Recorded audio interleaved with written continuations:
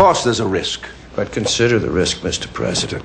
If the Japanese invade us right now, they would penetrate as far as Chicago before we could stop them. Gentlemen, most of you did not know me when I had the use of my legs. I was strong and proud and arrogant. Now I wonder every hour of my life why God put me into this chair. But when I see defeat in the eyes of my countrymen, in your eyes right now, I start to think that maybe he brought me down for times like these when we all need to be reminded who we truly are, that we will not give up or give in. Mr. President, with all respect, sir, what you're asking can't be done.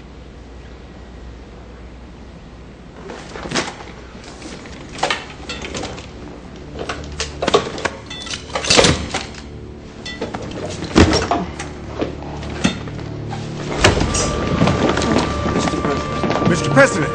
Get back, George. Get back.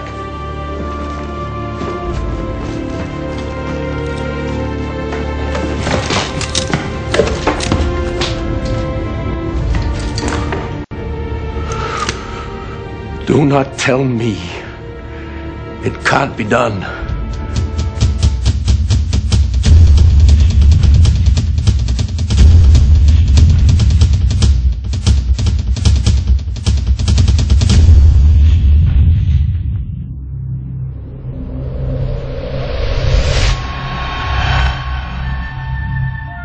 Kailangan paniwalaan muna kasi nagsisimula lahat sa paniniwala eh.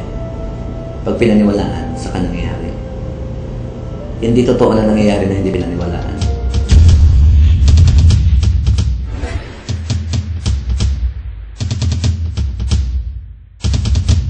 Kami talaga mahirap. Kasi gigising kami, hahanap kami ng mautangan, panghulog sa utang. Talaga mahirap. Lampas hanggang ulo yung problema namin sa pera.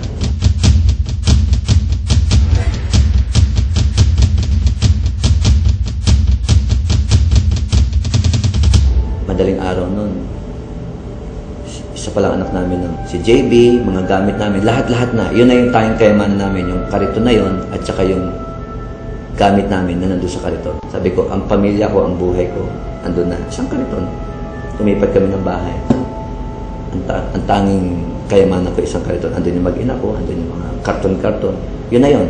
Doon na kami magsisimula. Nangangarap ako balang araw talaga. Magkakasasakyan ako, aasenso ako, yayaman ako.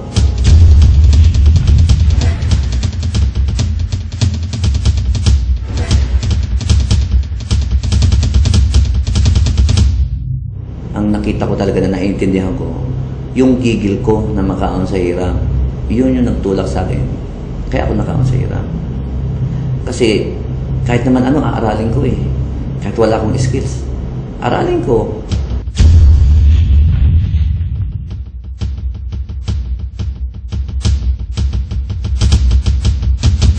Bibili lang ako ng bumbilya sa galeriya. Tapos nakita ko may nagkakagulo. Ba't parang ang daming tao?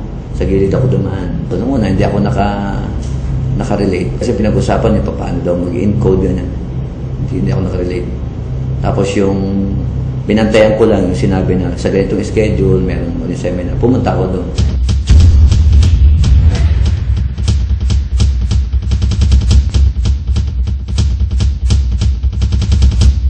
Yung matinuloy ako narinig ko.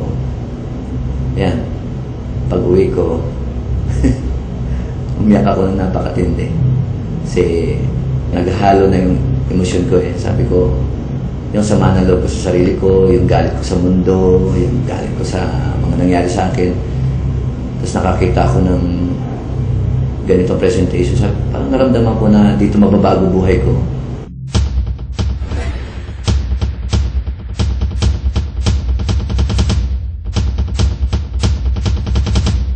Nung atin ako na atin ng training, yung mga may-ari ng kumpanya to, yung mentoring nila, yung mga pananaw nila sa buhay.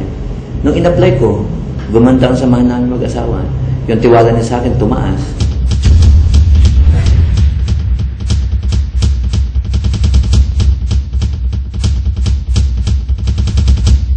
Ang mga successful, binubusog nila ang buhay nila kung ano mga gagawin nila. 1 year from now, 2 years from now. Plans, vision. Punong-puno sila ng vision, not memories. 30 to 40 car qualifiers for 2011. That's my personal vision.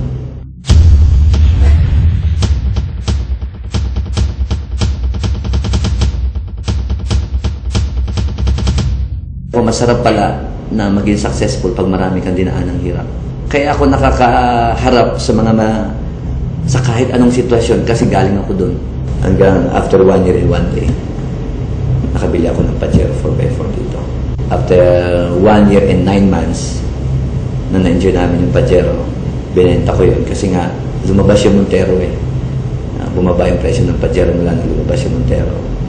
Tama naman naglabas ang Sante ng car incentive. So, dinoble talaga namin ang trabaho, di ba? Nanggigil kami. So, ayun.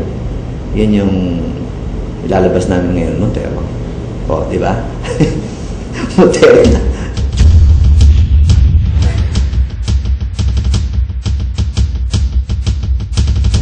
At saka pasalamat din ako kasi yung mga taong nasa likod ng company, they are men of visions. And ito yung mga taong yung moral foundation nila. Yun ang isa sa mga key factor bakit stable ang company. Ang buhay na intindihan ko ang tamang buto sa tamang lupa. Minsan tamang buto, mali lupa, hindi talaga totoo maayos. Tamang lupa, mali buto. Hindi rin eh. Pero pag tamang buto, tamang lupa nagtagpo, talaga maganda.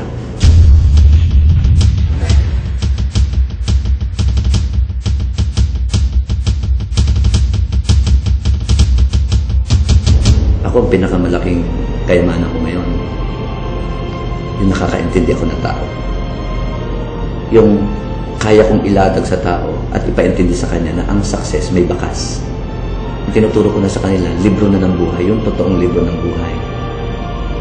Ang dami natin kasing lesson sa buhay, problema, hindi tayo sensitive sa lesson. Sabi ko, kaya ko palang maging instrumento sa pagbabago ng buhay nito. Yun ang pinakamalaking kayamanan.